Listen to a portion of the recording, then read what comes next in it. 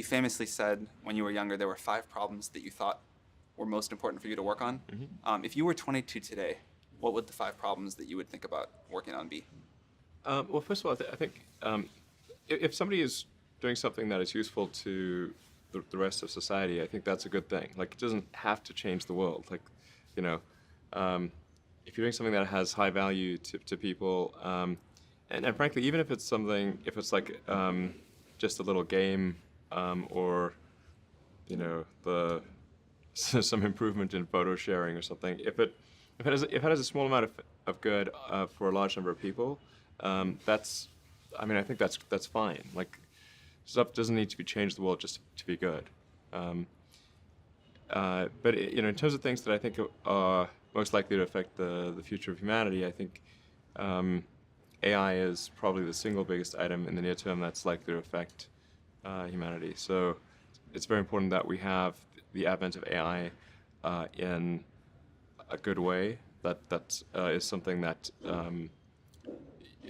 if you could look into the crystal ball and see the future, you would like that outcome, because it is something that could go wrong, as we've talked about many times, and so we really need to make sure it goes right.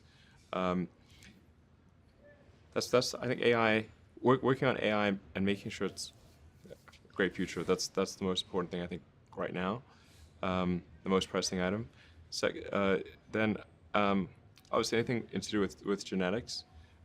If you can actually solve genetic diseases, if you can prevent dementia or Alzheimer's or something like that, with genetic reprogramming, that would be wonderful. So I think there's genetics. It might be the sort of second most important item.